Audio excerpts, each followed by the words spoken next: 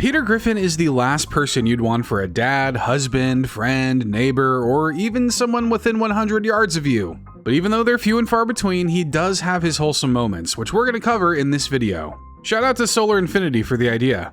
And we kick things off with the episode Jolo, where the return of a certain food item drives Peter to unite the family in ways we've rarely ever seen.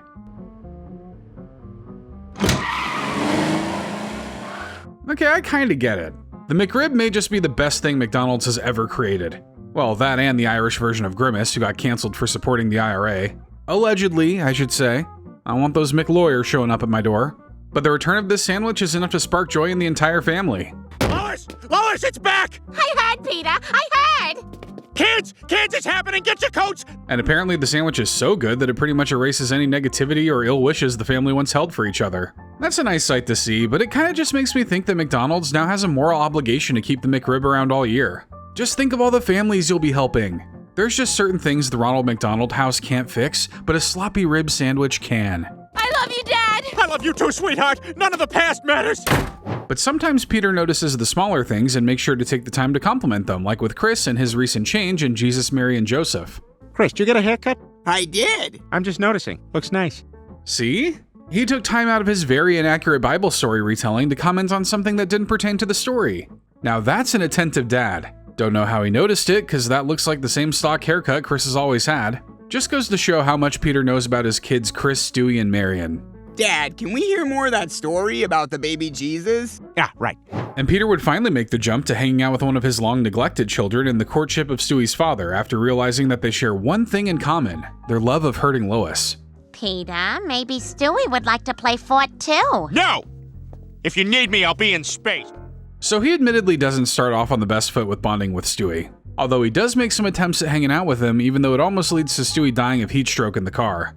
Is that a baby in there? Oh my god! He's gonna miss the game! Well, that's just one less mouth to feed.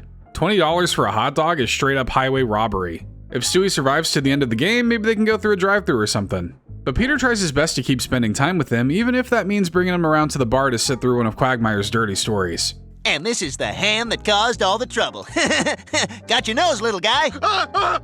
It's not even a matter of not knowing where that hand has been. We know that hand has been everywhere and probably needs to be quarantined like patient zero of a zombie virus.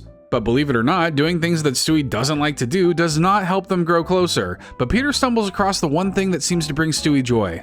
Ow! Oh, sorry, Lois. oh, that rice got you, You know how little kids will do something that makes you laugh and that pretty much convinces them to keep doing said thing? Well, some adults are like that too. Unfortunately for Lois, continued brain trauma is pretty funny. It's no wonder there's an entire show and movie franchise about that exact thing. Don't move. Stewie's loving this.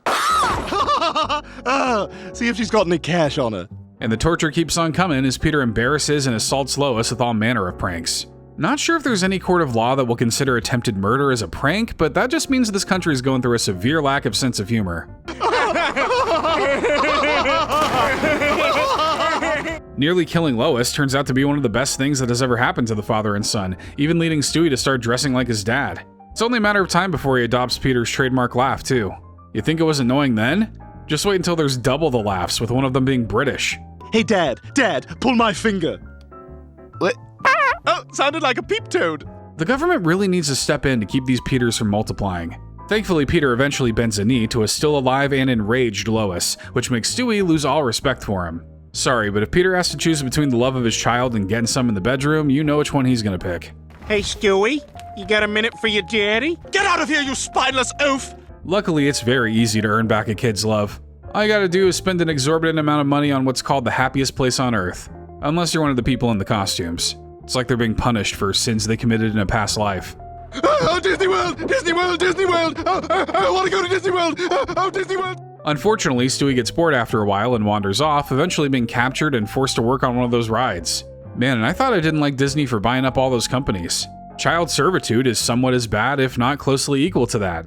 Well, a lost child. Looks like we've got a new recruit. But Peter eventually finds Stewie and saves him. By accident, probably. Kinda just looked like Peter was enjoying the ride. Hey, he paid for the tickets. He's gonna get that full experience.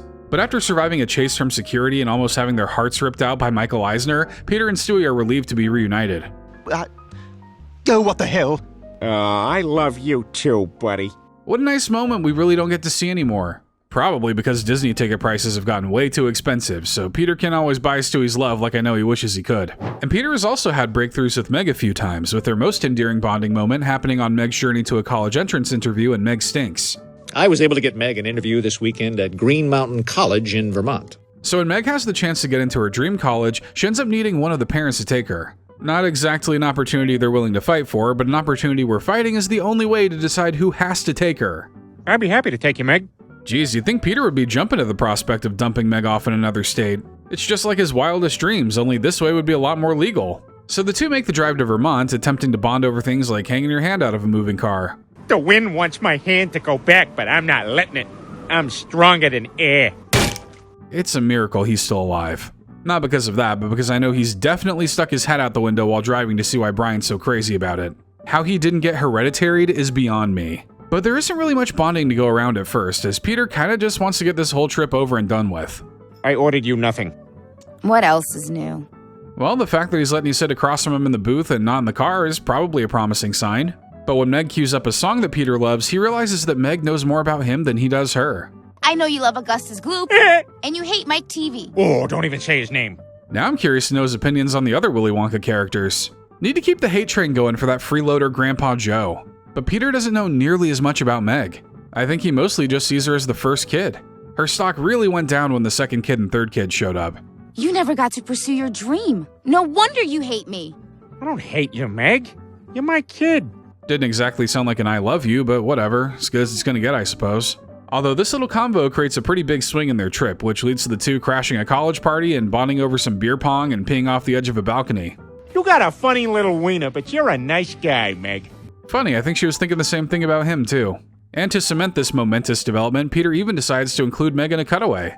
It's like she's finally part of the family now. I'm having even more fun than than when we went Fiona apple picking.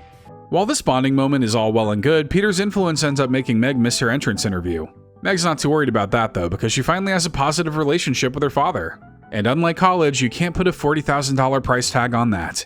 Dad and I had a great time. We went to a party. We bonded for the first time in our lives. But while this might sound like Meg's dream come true, keeping up with Peter is difficult work. Somehow the guy just has unlimited time and funds to do whatever he wants. And this is a guy without a college education. It's starting to sound more and more like Meg dodged a bullet by not doing that interview. Isn't this great, Meg? Sorry I forgot to get you an ostrich. And the activities these two get into only get wilder from here.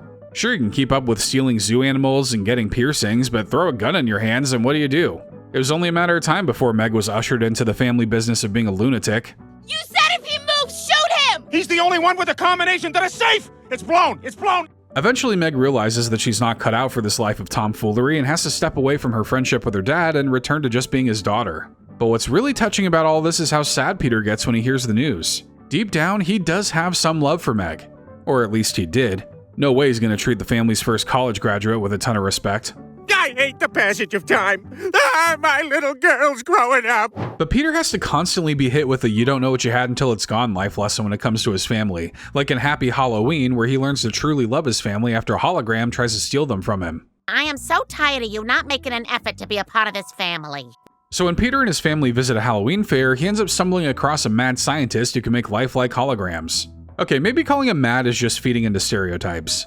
He honestly looks pretty happy to be a huge weirdo. This machine scans your data, then creates a virtual hard-light version of you. I'm pretty sure that's what Apple's been working on too. There's no way they're just not using all those Face ID scans of us for something nefarious. But maybe this technology can be used for good, and by good, I mean blowing your family off with a clone of yourself. Hello, Peter Griffin. I am hologram Peter Griffin. How may I be of service? Fight the urge to make out with yourself. Fight the urge to make out with yourself. Don't act like that wouldn't be one of the first things you'd think about doing. But this hologram actually leads to some fairly nice and wholesome moments between it and the family, like helping Lois go through her clothes. And you know, the hologram is technically Peter's, so I guess that still counts. Now my skinny girl margarita t-shirt Bethany Frankel gave me after she hit Chris with her car. That's a fun story. Keep. And the hologram pretty much wins the entire family over in an instant. It'd be one thing if it was a long, arduous battle to win the love of his family. But you can literally do like one nice thing for them and they'll be eating out of the palm of your hand. Peter was living life on easy mode and he still couldn't make it work. They say the best day to plant a garden is yesterday, and the next best day is today.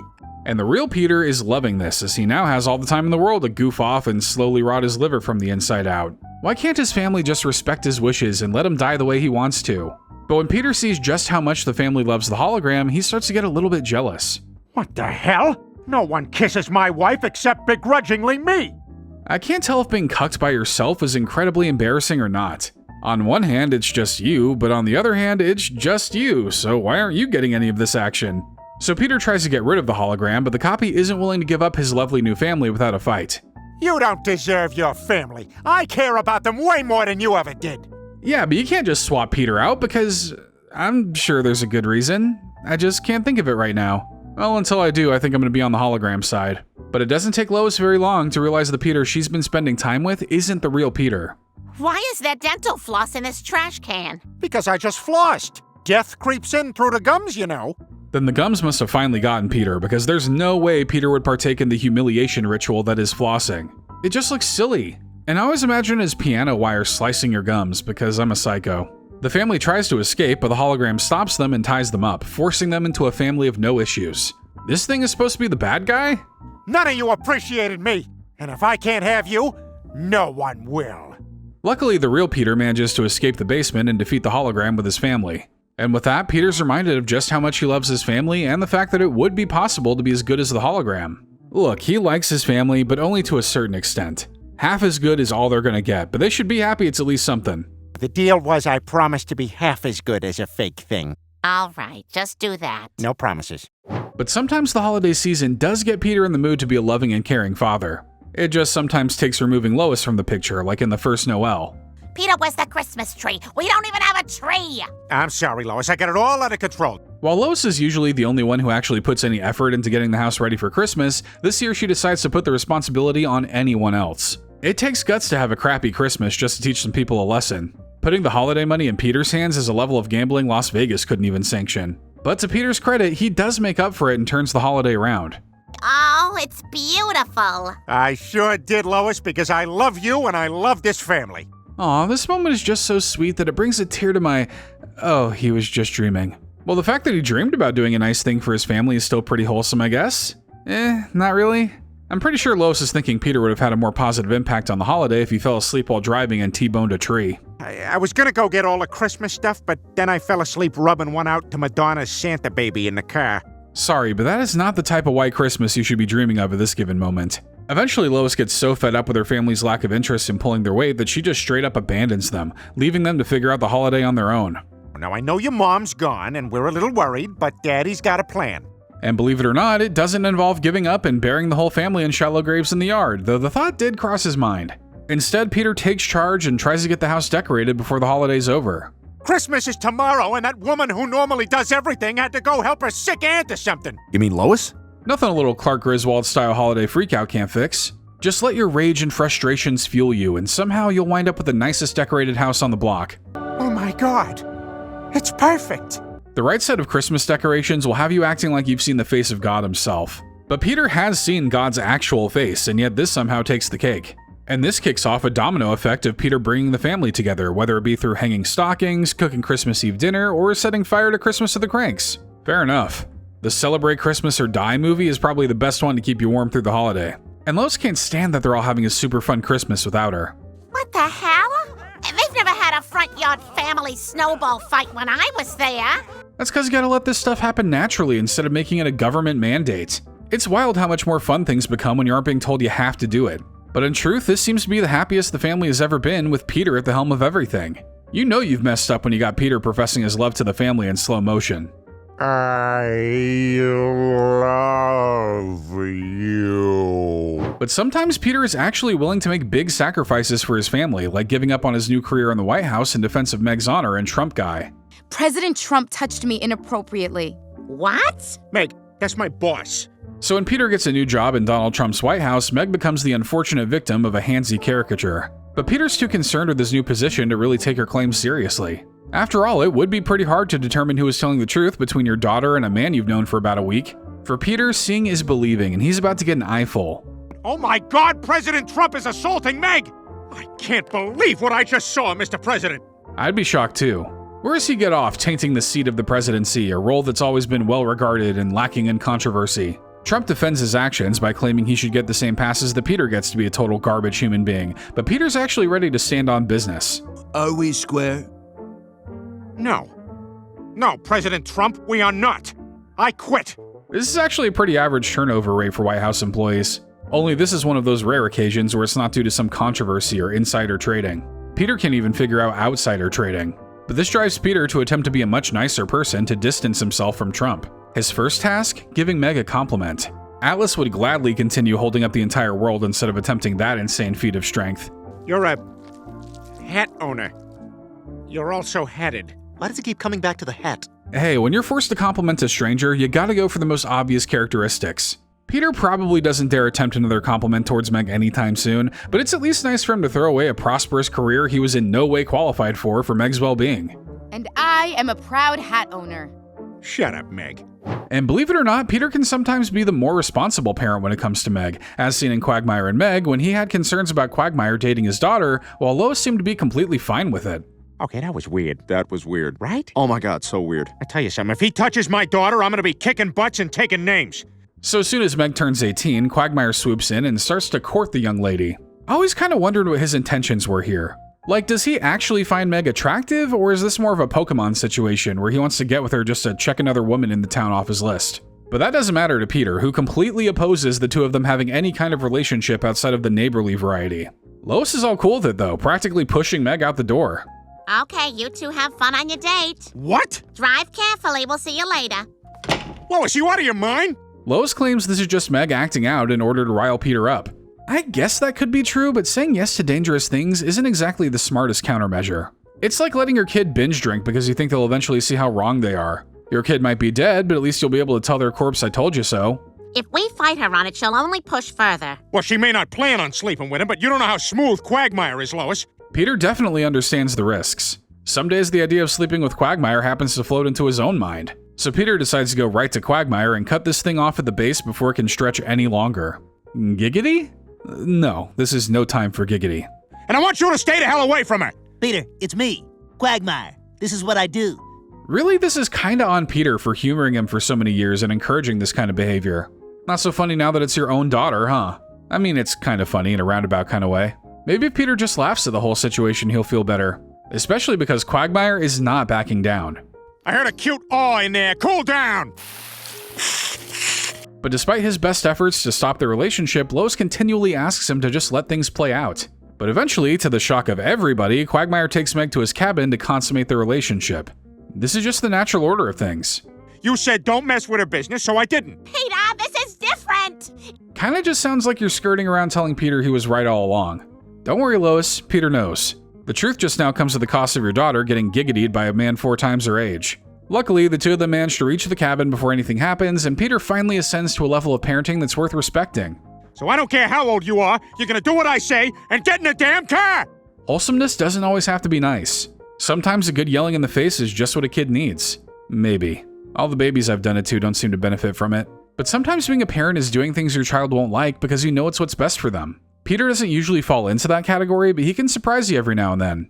But not only can Peter be a strikingly caring father, but he's also been capable of being an incredibly thoughtful husband. He even turned down $1 million in Death Lives when he was given the choice between the money and marrying Lois. So during a near-death experience, Death takes Peter through his past to remind him just how much Lois means to him. For context, he was skipping their anniversary so he could go golfing. Maybe the intention of this journey shouldn't have been realizing how much he loves Lois, but rather, does he actually deserve Lois? Now that's a quick 2-letter answer. Don't think I don't know where that comes from.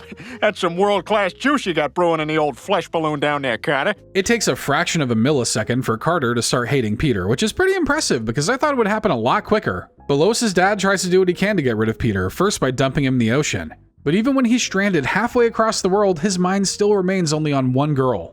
Say, why don't you join us and see the world? Sorry, pal.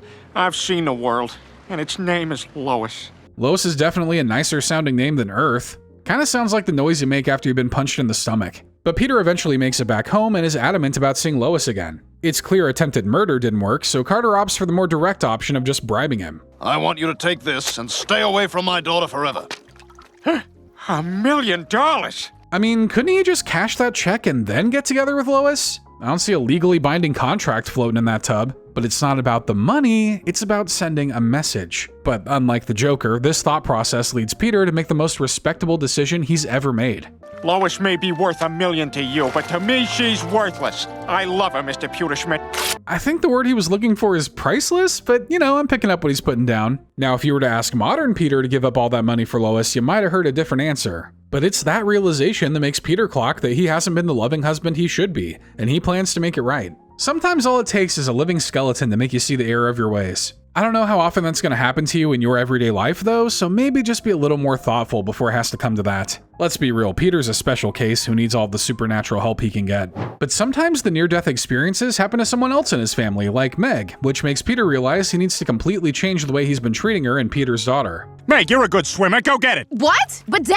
And for God's sake, do not be afraid to make me a sandwich while you're in there. So when the house begins to flood during a terrible storm, Peter makes Meg go into the kitchen to retrieve his beer, which almost kills her. He's definitely in the wrong, but at the same time, drowning in like 3 feet of water would have been a pretty lame way to go out. Meg just has the survival skills of a newborn ant. She could not even handle this simple task. She's in there right now, taking a nap underwater. For God's sake, save her! He does, but Meg slips into a coma with no guarantee that she'll ever come out of it. This fills Peter with a ton of regret over the way he's treated her in the past. It's probably not a great sign that Peter's a parent who operates on the touching the hot stove style of parenting. How could he possibly realize he's doing a bad thing until that bad thing has consequences? You hear me, Meg? If you come out of this, I am gonna treat you like a princess for the rest of your life. So like locking her away in a tower? You're gonna have to be more specific. Some of these princesses actually live terrible lives. It's just that age-old adage that a castle, butlers, maids, infinite wealth, and an entire kingdom can't buy happiness. Luckily, Meg does eventually wake up and makes a full recovery. Oh my God, Meg, you're okay! Oh, Meg, my beautiful daughter! Oh, things are gonna be different! With a newfound appreciation for his daughter, Peter starts to go out of his way to perform general acts of kindness for Meg. Sometimes it's as simple as showering her with pleasantries. Oh, there's my little angel! Here, let me get that for you, sweetie. Thanks, Dad. And then other times he goes the extra distance and does Meg a big favor. The years of jail time are sometimes worth it for his special little girl. You see that fire extinguisher there? Dad, that's enough! The fact that Connie still treats Meg like crap after this is a true testament to her lifelong career as a hater. Gotta respect it. But when Meg shows interest in dating the doctor who nursed her back to health, Peter suddenly goes into full-on overprotective dad mode. Stay away from my daughter, you possible... Dad, stop it! Michael's my date! Yeah, those are some heavy accusations you're throwing at the boy. I guess it must take one to know one. Yeah, I'm not forgetting that time Peter became a redneck and then made the moves on Meg. Stepping out of the way might actually be the one worthwhile thing Peter could do for Meg, but he just can't stop. All I care about is put thing in everything. I'm not gonna let Meg turn out like my Nerf football in the hall closet. Yeah, thanks for that visual. Might want to put out an APB on that before the next Thanksgiving football toss-around session. Peter eventually pushes too hard and scares Michael away, but when he finds out that Meg is actually pregnant, he decides to go and have a civilized conversation with the boy. I just want to talk to him. Dad, this is ridiculous! I just want to talk to him. I just want to talk to him. Sometimes you need to just knock some sense into these kids. And by knock, Peter means shoot, and by sense, Peter means a generous spray of bullets. At least he picked the gun that would probably kill Michael the quickest. He's not a complete monster. But when Michael hears the news, he actually asks Meg to marry him, which means the Griffins have a wedding on their hands. They were all out of the bride and groom figurines, so I got the Iron Giant and a courtroom doll that kids use to show where the touched him. Both dutiful servants to truth and justice. It would be an honor to have the two of them on top of any cake. But when the wedding rolls around, Meg learns she's not actually pregnant. This causes a probably super relieved Michael to flee, but at least it leads to a touching moment between the father and daughter. You gotta know, I was only thinking about your happiness. I know, Dad, and I appreciate it. You'll appreciate it a lot more if you get to keep all the wedding gifts. A father marrying off his teenage daughter isn't irresponsible, it's actually super frugal. And if you can get a sweet moment out of it, then that's a plus too. But sometimes Peter's kindness and grace is expanded to people outside his family, and even outside his species. This can be seen with how he spares the turkey he captured for Thanksgiving in Turkey Guys. You and Brian better get another turkey right now, and don't bother coming back until you do. So after eating the first one, Peter and Brian embark on a harrowing journey around town to secure themselves a turkey for Thanksgiving dinner. Can't you just pivot to a different meat? Like any of them. I'd take a freshly run over possum over a dry, unseasoned turkey. But while they aren't able to find themselves an oven-ready one, they do find the next best thing. Hey, buddy. You want to come to my house so my wife can cook you wrong? See, yeah, that's the thing.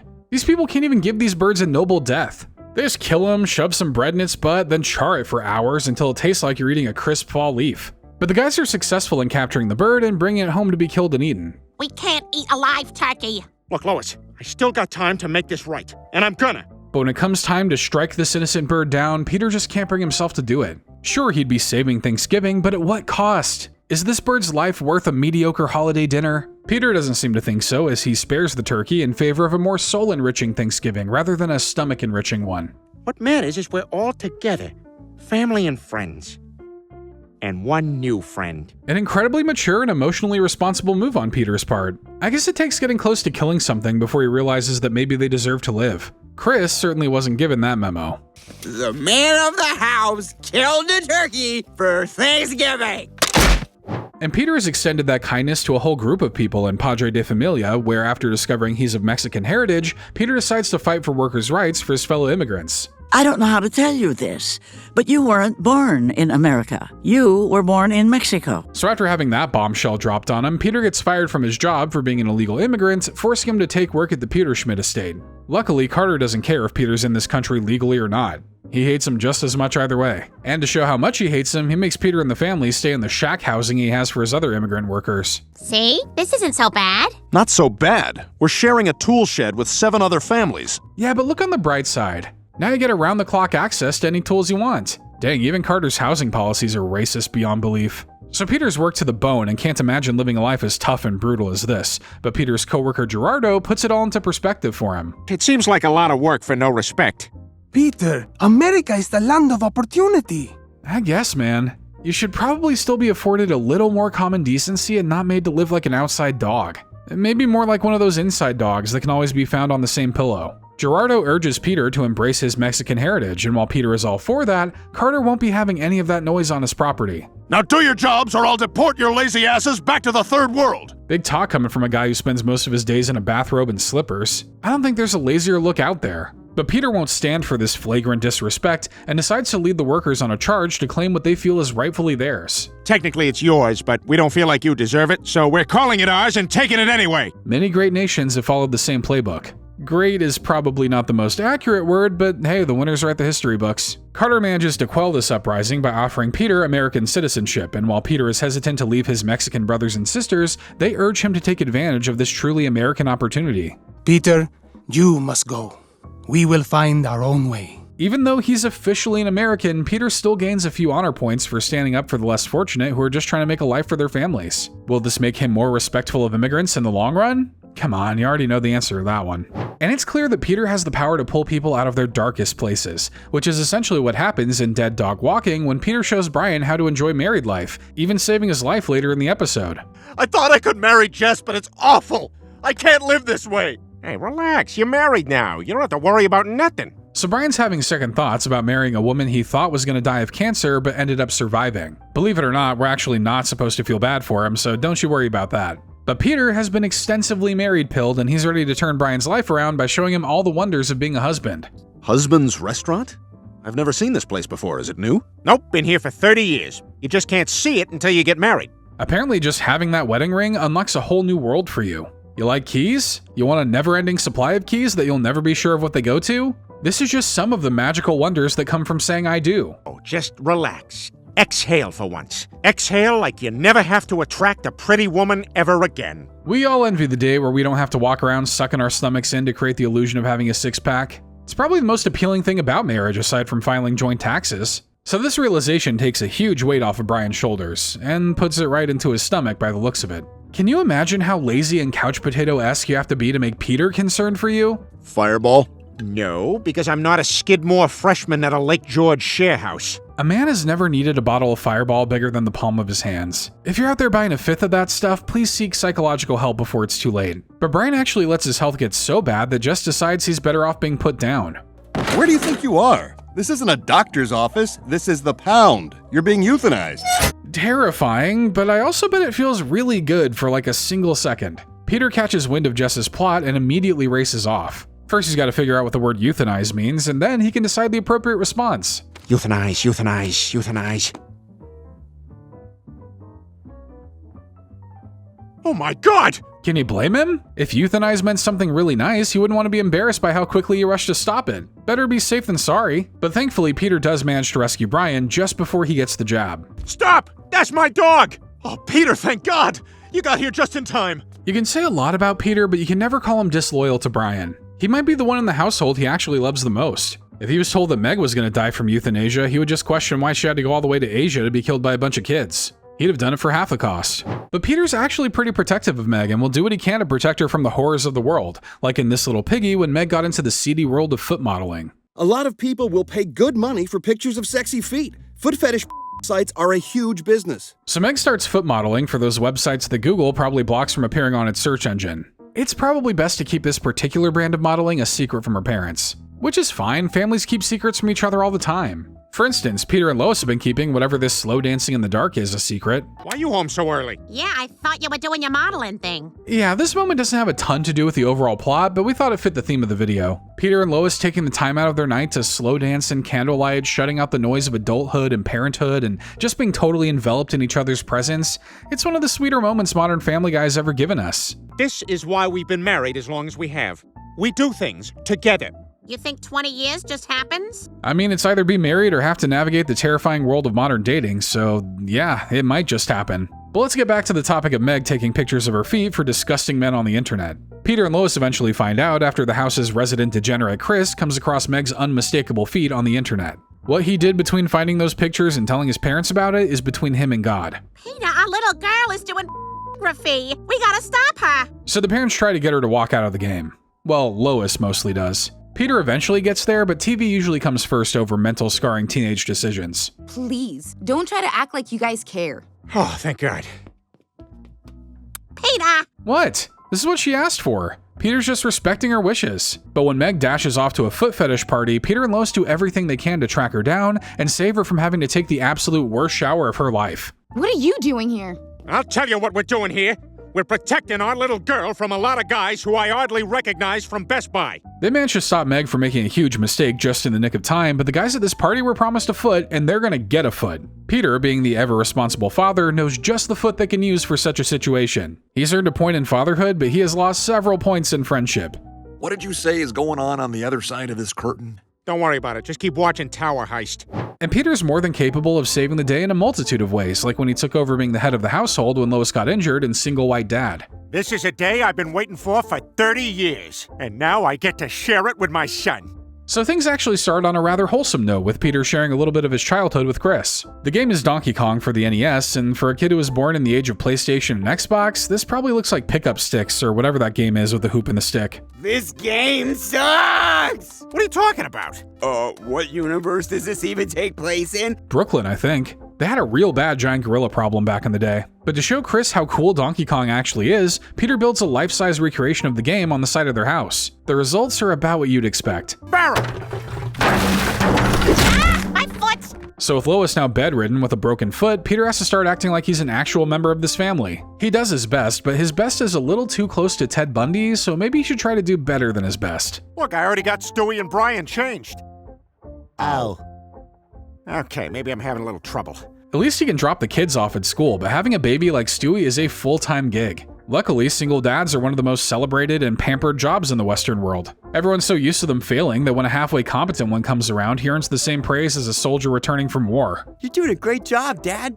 So cute. Hashtag dance like a dad. It's funny how much more appealing parenting sounds when you're showered with praise for doing the bare minimum requirements. Changing a diaper, feeding them, being in the same vicinity as them, all these things are never given a second thought when a mom does it. But a dad? That's a white whale if I've ever seen one. A dad's changing a diaper. A dad changing a diaper? And all these bare minimum actions actually catch the attention of another young single mom who becomes quite fond of Peter. Very fond of Peter. His acting like a decent human being is apparently the strongest pheromone known to womankind. So should we go back to my place? Keep the playdate going? Maybe take out the popcorn machine?